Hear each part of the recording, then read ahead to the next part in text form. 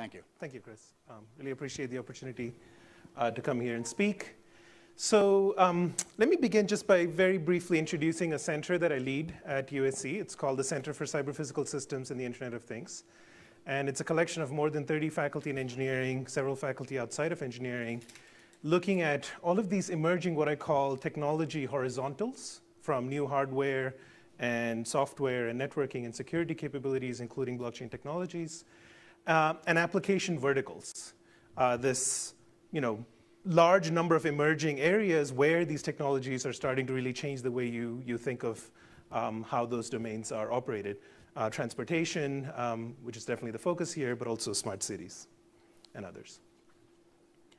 So, when you think about IoT and smart cities, a lot of the conversations are around use cases and proof of concept applications. There are applications like air quality monitoring, traffic sensing. There's even smart trash cans, which will notify the city when to come and empty them, and so on.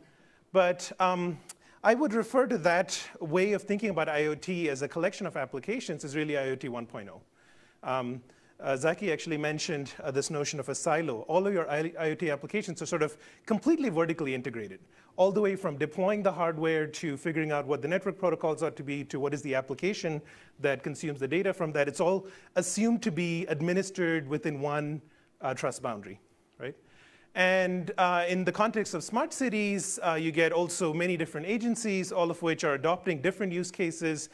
They end up with potentially these data silos where you have an application A, an application B, and maybe it's even using the same set of sensors, but now they don't talk to each other. And the other thing that's been happening with smart cities is cloud vendors have been approaching cities to essentially pitch them, we'll build you, smart city, you just have to be Smart City X, where X stands for one of the cloud vendors' brands. And of course, cities push back against that. They worry about interoperability. They worry about vendor lock-in. And so you kind of end up with this really suboptimal local minimum that we're at in terms of thinking about IoT and smart cities. So about 2 or 3 years ago, we started thinking about what is really limiting the acceleration of deployment of IoT technologies in cities. And we came to the conclusion that it wasn't technology. It was really figuring out the business piece, the ecosystem piece, the interoperability pieces. And last fall, we launched a consortium called i3, which is a public-private partnership backed by the city of LA and a number of companies that aims to develop really a community marketplace for IoT data, where data providers who are owners of IoT devices essentially post data products that buyers that are application developers can come and browse and build meaningful applications that use the streaming data that come from device owners that are potentially different economic entities. So one inspiration here is just the way the internet is architected. We don't build it as one kind of flat, single administrated network. We have this notion of an hourglass architecture where everything runs on IP and IP runs on everything. With i3, we have kind of a similar architectural view where instead of having a bunch of separate kind of flat or vertically integrated application silos, we want to create a system where applications can connect to i3 to draw data and devices connect to i3 to provide that data. And if these cross now organizational boundaries, there has to be a question of economics, of trust, and all of those relationships need to be established. But fundamentally, it's not about a single entity, a single organization building and owning every aspect of an application. So the other piece of this, of course, is data ownership and privacy. People that own IoT devices should get to control, and they may be individuals, they may be companies, they may be organizations, should get to control who accesses the data, when do they access it, under what prices or other usage policies that they want to enforce on the use of the data that they provide. And so all of these, in our vision, would also be managed by the i3 platform. And then the other inspiration from the internet, as we said earlier, is it's sort of not one flat network. It's a network of networks.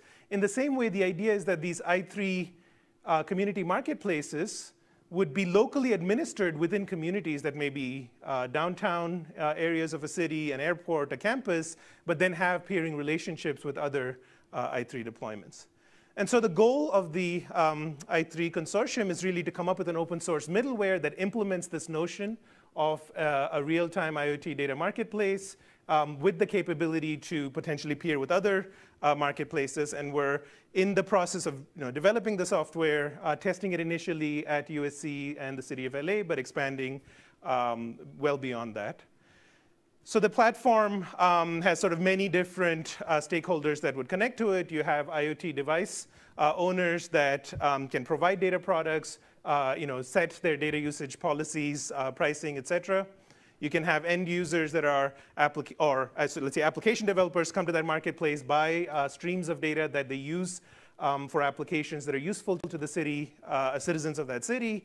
You can also have data brokers that come to such a marketplace, buy raw data, apply their machine learning and AI algorithms to add value to the data, and then sell back kind of refined value-added data streams back into the marketplace. And our focus with i3 is very much on live data, on real-time data, but you can also imagine there's some mix of archival data that gets brought into this. This is just a few images of the IoT testbed at USC where we're doing some of the early evaluations. These are some of the members of the consortium. As we started out very much locally centered around LA, but it's been rapidly growing. We're getting partners even from around the world, folks in Europe and South Korea and elsewhere.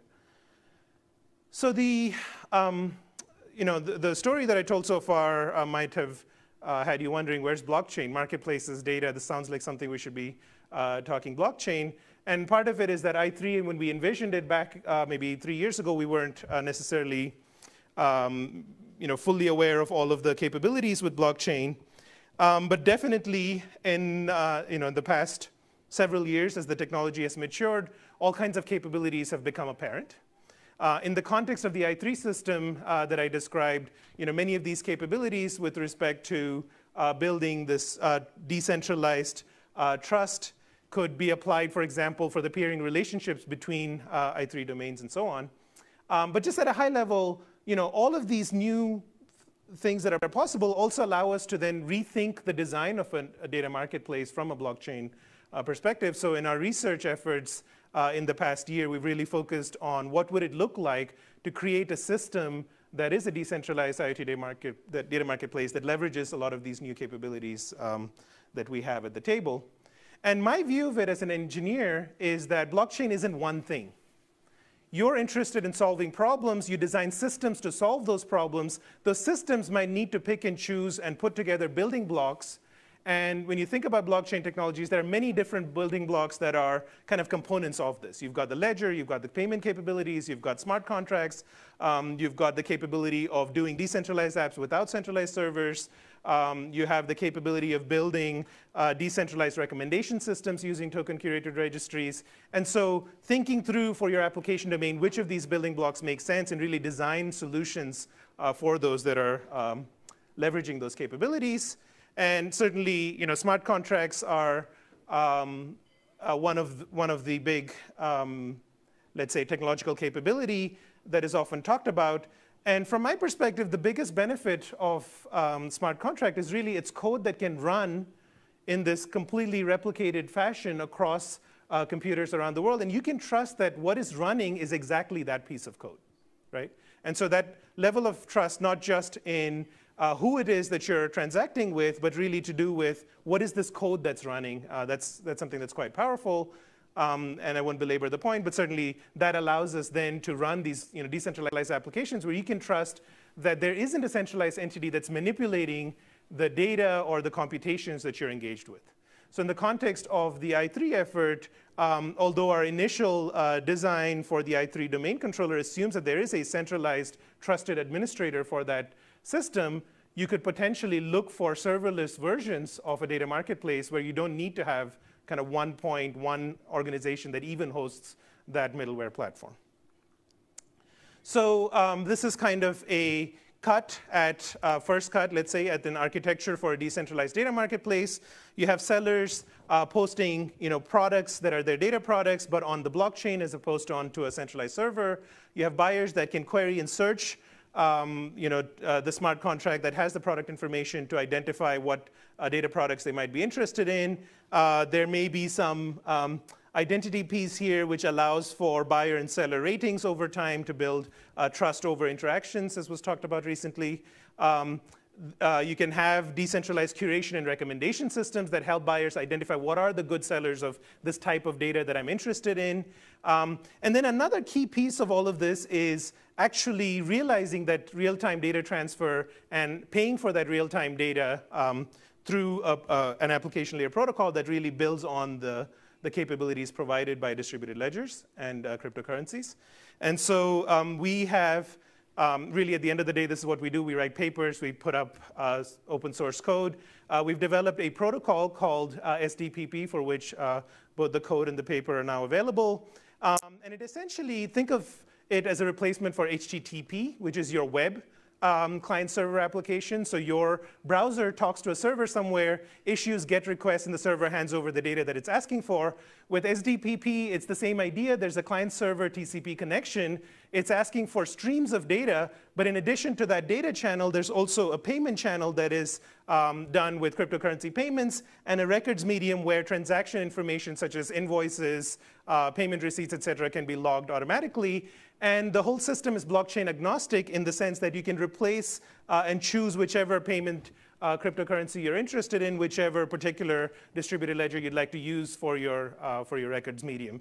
And now, instead of reinventing this wheel for paying for data over and over again, you just use SDPP just like we use HTTP for every website on the planet today, right? We have a reference implementation currently with IOTA, but as I said, really you could implement this on other blockchain platforms and cryptocurrencies easily. Just some other details of that whole process. We also have a very simple demonstration of that decentralized data marketplace concept that I talked about, which we presented at a workshop on smart cities recently, blockchain for smart cities. And essentially here, the data product piece is a smart contract on Ethereum. Sellers post their data products on Ethereum with the actual data stored in IPFS as a hash on the smart contract. And once a buyer finds a meaningful, relevant data product, they're essentially connected via SDPP to that seller to be able to start acquiring the data and make payments for it. So there's obviously very clear applications of these ideas to the vehicular domain. You can think of many different places where the owner of a car needs to make payments, and they range all the way from parking to tolls to cleaning, servicing, ride services.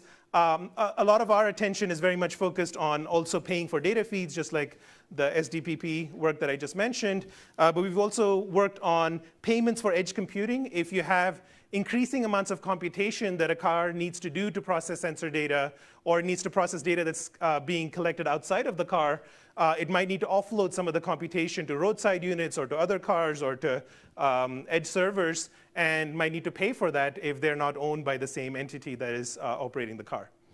And likewise, we've also done some work on essentially payments to incentivize V2V file sharing.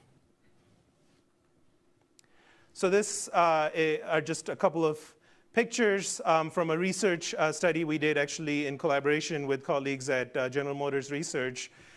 This is a proof of concept where I had a student actually build this hexcopter. So it's a drone that takes off from the car, can see beyond visual range, and is collecting kind of streaming video imagery. The car essentially dispatches these frames to roadside embedded processors as it's driving past them, and they do computations on these frames and kind of convey the final detected information back to the car, allowing it to basically assess what is the condition of the road ahead of it beyond visual range. And you can imagine now if these roadside units, these computation points that are doing the computation weren't owned by the same entity that's operating the car, you might need to also do some financial exchange over that. So we've built smart contract solutions that allow you to pay for edge computing kind of on the go. Let me see if I have time just to show you one video. This is something from, oh, I see. It doesn't show up on that screen. Not sure what. Yeah, so it's showing up on YouTube here, but not on this screen. Yeah, so it's already up here. Let's just see if we can.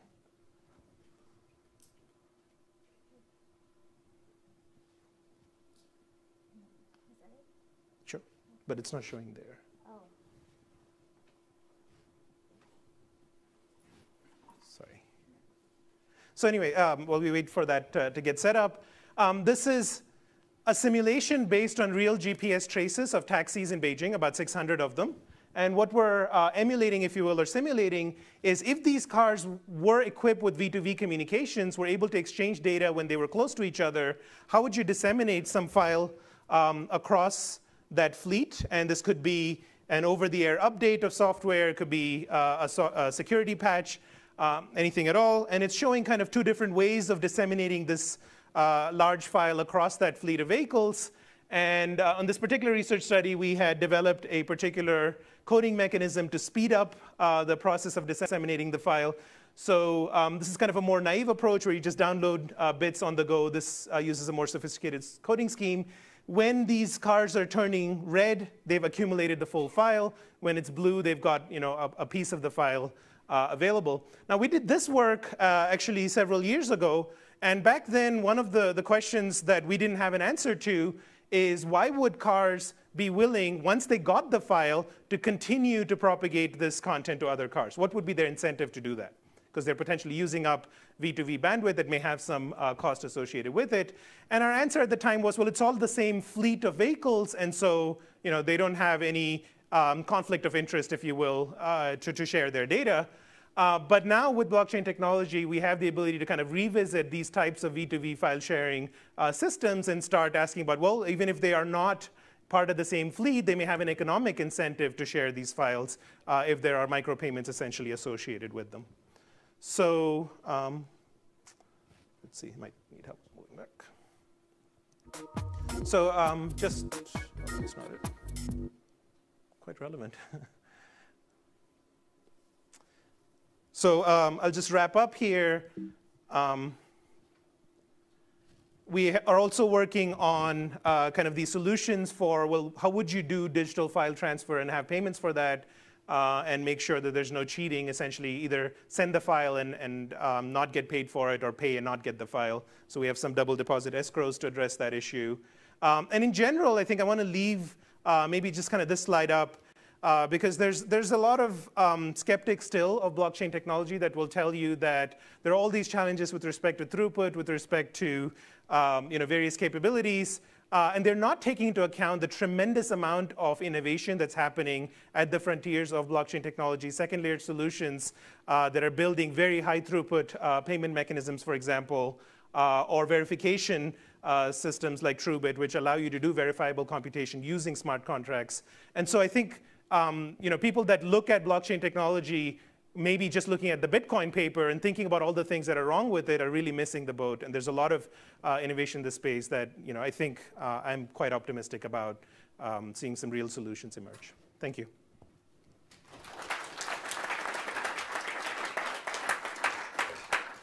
So I have a question around data sharing. So in your model, is there any way to protect the data that you're sharing across? And is it always a model of moving the data as opposed to moving the model? That's a good question. So there are efforts that I'm aware of where you try just to provide, let's say, the model that you're going to do inference on. And there are ways of potentially trying to do trusted computing so that you provide your data that's being used to enhance the model, but you are somehow guaranteed that your data is not leaving your control. And definitely that will be a piece in many cases if there's sufficient privacy concerns that would have to be the way to do it. But then you'll need the kinds of trusted execution environments that Zaki talked about potentially to be available, or TrueBit-like solutions as well could be one way to do it. Yeah, but there are schemes like Oasis Labs. I think is kind of focusing very much on that very picture. So I think there are solutions emerging.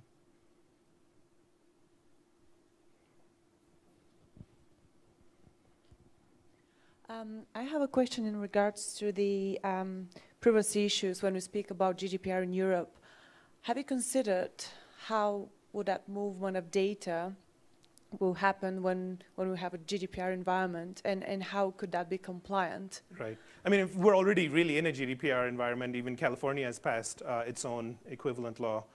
With i3 in particular, the way we address that issue is to say that I3 middleware platform doesn't hold on to any data ever. it only allows for this transaction to occur between the buyer and seller, and once they agree to usage rights, payments, et cetera, they can go ahead and move the data. And the platform does data relay, which could be encrypted, but is not storing that data locally. So that's one way to try and avoid that liability. But ultimately, I think there's also this question of enforcement of any usage policy. So I can give you my data, you agree to do good things with my data, but then you turn around and sell it or do something with it that you said you wouldn't.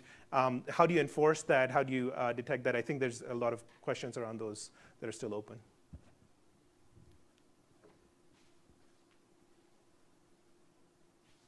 And yeah. I was going to say, I mean, some of these things, people that do digital rights management for music and movies are looking at those questions also. But I think the problems are a lot harder with real-time streaming data as opposed to kind of files. Right. So I heard you speak last week at TU Automotive in San Jose, and you made some comments about lack of bandwidth in telecom networks as opposed to perhaps more capacity in local vehicle mobile networks. Can you expand on that comment? Sure. A little bit, because that's relevant. So one of the kind of prevailing notions is that 5G and cellular will always solve every bandwidth issue you'll ever have with vehicles. And I think the economic counter-argument to that is there will always be an incentive, in my view, for a cellular provider to try to charge per byte per car. Because they can turn around and sell it per byte per person or per byte per phone, right? And so if you want solutions that scale well for broadcast applications, you need to look for alternatives. And V2V, in my view, is an example of kind of an alternative data channel for that. And so in some of our work, we've looked at how, for file dissemination and so on, V2V can help at least complement the cellular capability. And there's sort of good economic reasons to explore V2V for that.